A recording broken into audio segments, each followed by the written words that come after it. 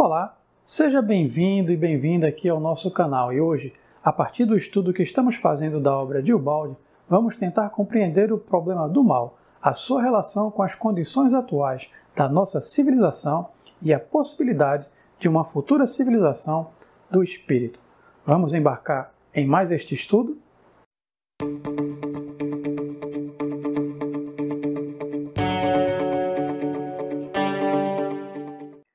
Olá pessoal, tudo bem?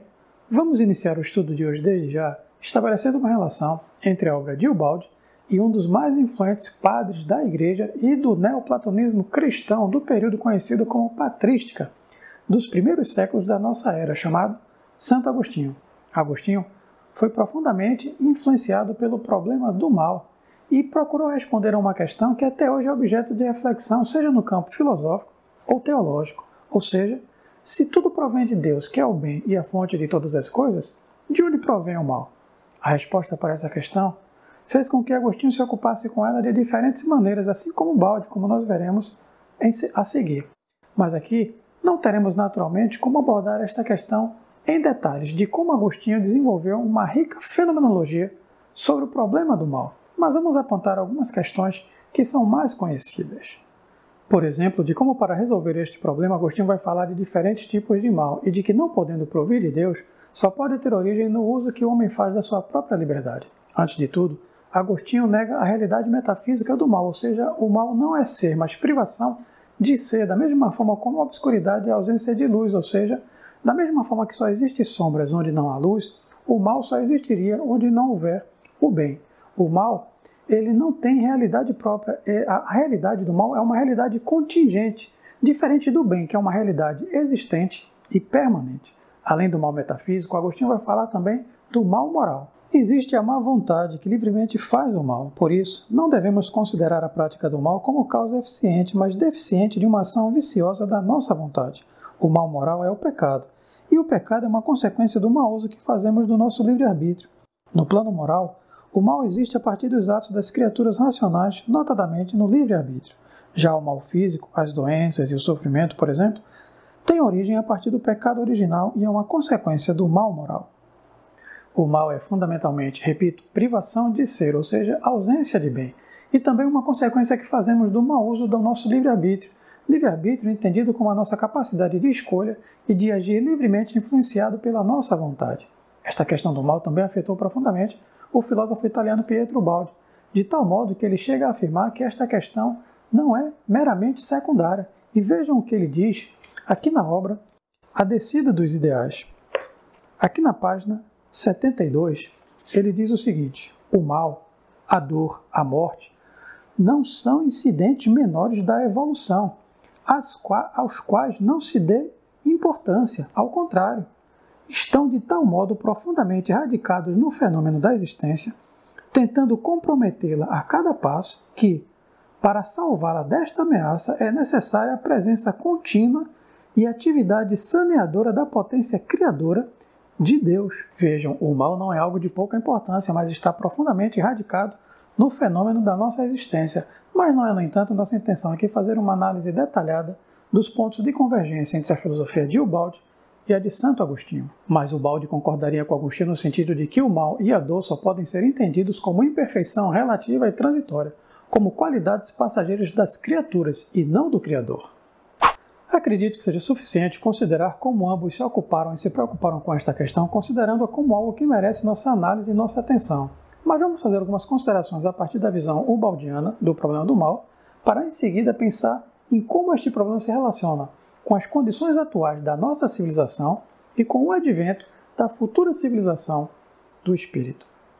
O estudo do problema do mal nos ajuda a entender não apenas a questão individual, mas também a condição da própria sociedade. Pensemos do ponto de vista do indivíduo, porque talvez seja mais fácil de compreender, e vejamos se o mesmo princípio não se aplica também à condição da vida em sociedade. Cada ação que nós fazemos, cada pensamento que temos, deixa uma impressão que fica gravada na estrutura da nossa personalidade, na nossa mente. Essas impressões podem não ser evidentes à superfície, mas ficam gravadas na parte submersa da mente, ou seja, no inconsciente. A soma dessas impressões formam a nossa personalidade, e aquilo que nós somos é o resultado do acúmulo dessas impressões do passado, gerando o nosso caráter e também o nosso karma. Karma aqui entendido de forma bem resumida como resultado de nossas ações, que pode ser um karma positivo ou negativo. Nosso caráter será bom se prevalecerem as boas impressões e mal se prevalecerem as más impressões. Tais impressões criam uma força para a realização de nossas ações. Inclusive, muitas vezes nos sentimos forçados e impelidos a agir de uma determinada maneira, quase que de forma automática, o que mostra que estamos falando de algo que é muito maior do que uma simples ideia, mas de forças que agem na nossa mente e através dela. Trata-se de um poderoso sistema de forças e de energias. Por exemplo, toda atitude egoísta, de revolta ou violenta contra qualquer pessoa gera uma consequência, isso seja para o indivíduo, seja para a sociedade. Por isso podemos entender por que o Evangelho do Cristo e a obra de Ubaldi considera como fundamental os ensinamentos de Jesus de Nazaré. Por que este Evangelho nos ensina que não devemos fazer frente ao mal e se torna então racionalmente lógico o método evangélico da não reação, que diz: ouvistes o que foi dito, olho por olho e dente por dente. Eu, porém, vos digo que não resistais ao mal, e se qualquer um te bater na face direita, oferece-lhe também a outra. Os ensinamentos do Cristo não são apenas normas de comportamento moral, mas um método de vida racionalmente lógico, quando compreendemos a existência das forças que existem na nossa mente e na nossa realidade. É impossível falar de espiritualidade sem nos remetermos ao campo da filosofia moral e dos valores. Quanto mais se evolui, mais se compreende a necessidade de tomar a sério o Evangelho do Cristo, e como tais ensinamentos devem se constituir como base de uma sociedade que se pretenda verdadeiramente civilizada e que elimine todos os vestígios de barbárie.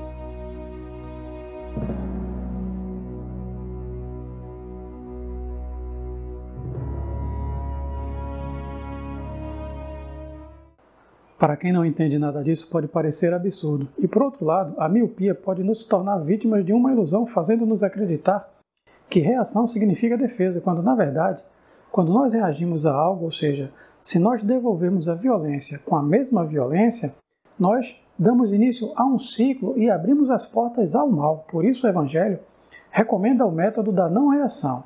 O homem de bem que compreende isto segue o método preconizado pelo Evangelho do Cristo. O involuído, por outro lado, segue o método do mundo, do olho por olho e dente por dente. O Evangelho do Cristo se parece com seu método. Debilidade e fraqueza é, na verdade, o mais poderoso antídoto contra o mal. Vejamos agora se o que nós falamos até aqui do problema do mal do ponto de vista individual, se não nos ajuda também a entender esta questão do ponto de vista social e a pensar nas condições atuais da nossa civilização e na possibilidade de construir uma sociedade diferente.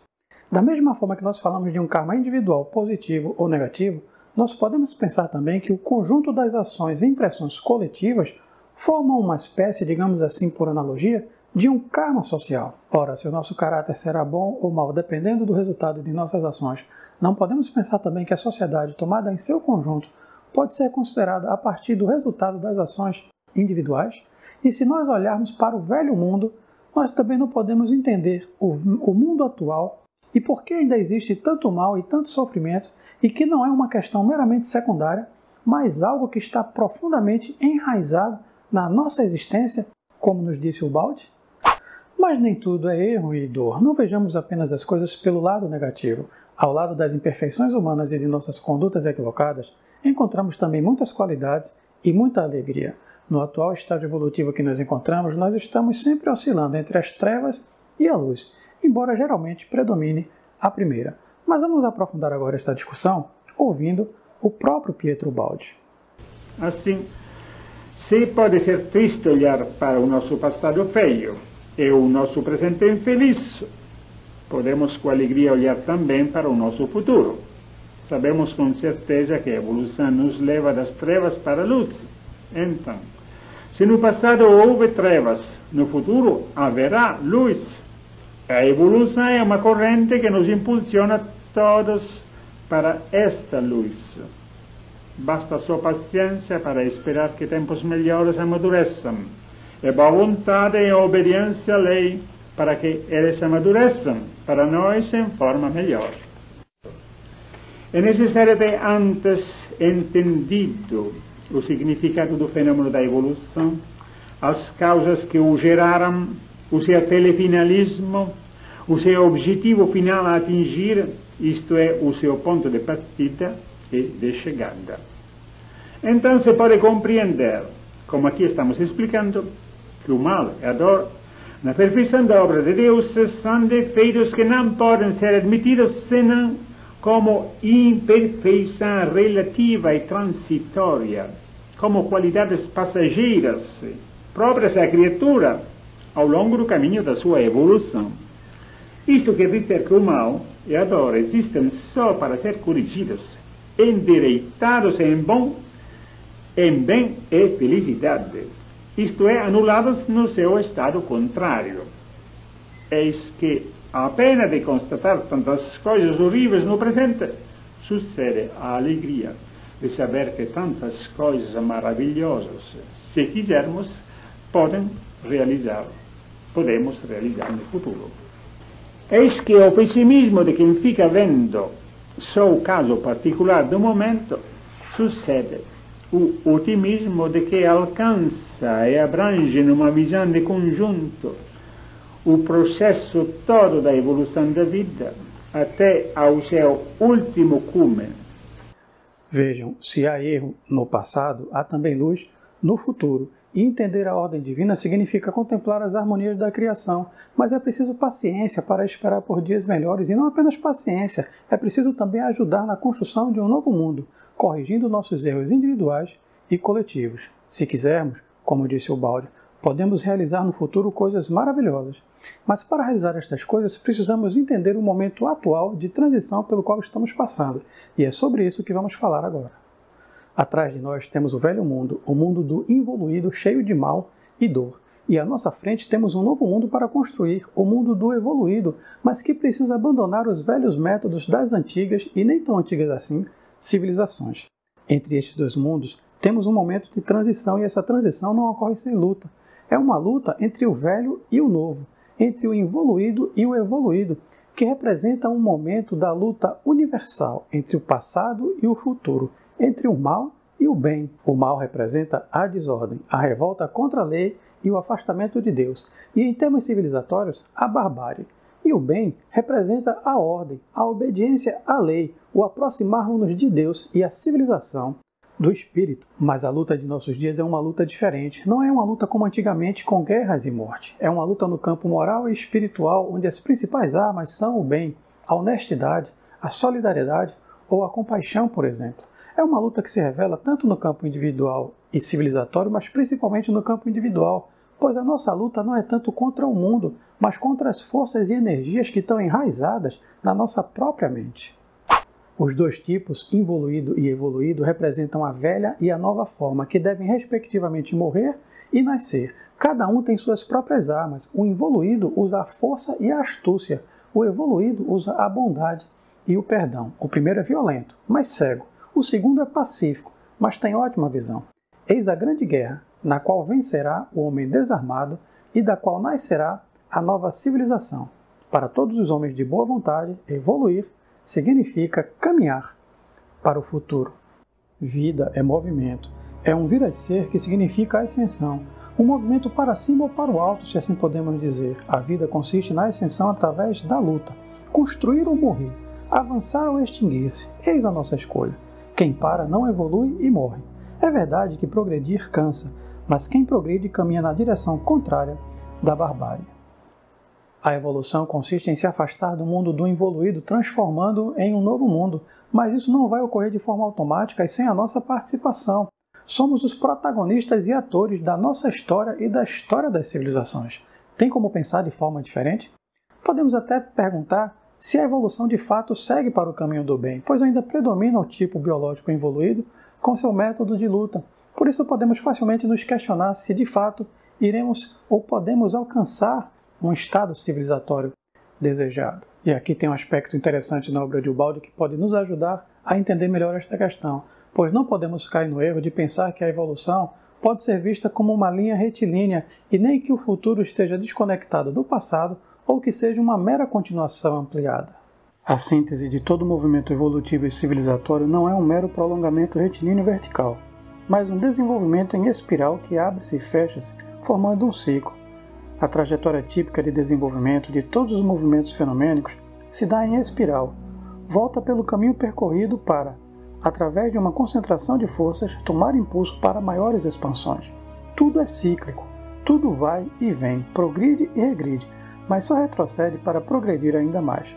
O crescimento orgânico e psíquico da vida, o desenvolvimento civilizatório das raças, tudo segue um ciclo que, embora voltando para o ponto de partida, desloca-se, repetindo, num tom e num nível diferentes, o período precedente. Cada época teve o seu ciclo, mas esse ciclo não se esgota abruptamente, volta sobre si mesmo por força da lei de equilíbrio da vida. A época seguinte deve compensar o desvio da época anterior. Por isso, toda atividade é levada a transformar-se, tanto invertendo-se na sua complementar oposta, quanto completando-se em formas ainda não desenvolvidas. Nós estamos em uma fase de transição e não nos iludamos. Existem muitos outros problemas completamente diferentes à nossa espera. Temos muito para superar e transformar, e isso não significa a eliminação completa dos problemas sociais. Nós estamos em um nível evolutivo onde ainda temos muito para aprender, lutar e conquistar. Mas talvez o principal problema que temos a ser superado é o problema do mal, da desordem, da revolta, do método da luta e da astúcia. E acreditem, até mesmo o mal tem uma função utilitária, por isso ambos, o mal e o bem, por força da sabedoria divina, colaboram para a obtenção de um objetivo em comum. A diferença é que o mal colabora destruindo e o bem colabora construindo. Um exemplo que o Balde dá da função utilitária do mal e de que, sem o saber, o mal termina colaborando para as forças do bem é o caso de Judas. Por um caminho que Judas jamais poderia suspeitar, ele se transformou em instrumento não da destruição do Cristo, mas do seu triunfo. Mas para compreender como Judas se transformou em um instrumento da sabedoria divina, precisamos ter uma compreensão mais ampla dos verdadeiros desígnios e da finalidade da vida espiritual, concordam? Mas para isto, ainda temos um longo caminho à nossa frente na busca pelo conhecimento. Por ora, acredito que seja suficiente compreender que o problema do mal está, em última análise, enraizado em nós mesmos e que cabe a nós transformar as forças negativas em forças construtivas. Se conseguirmos fazer isto, acredito que já teremos dado um passo extremamente importante rumo a uma nova civilização. Por hoje, nós encerramos o nosso estudo sobre o problema do mal. Espero que vocês possam compreender a natureza do bem e do mal, das trevas e da luz, que em última análise está em nós mesmos. Se nós fizermos uma análise introspectiva, nós vamos compreender, aprender a conhecer as sombras que existem em cada um de nós, assim como também a nossa luz. E é isso que eu desejo para cada um de vocês, que brilhe a vossa luz.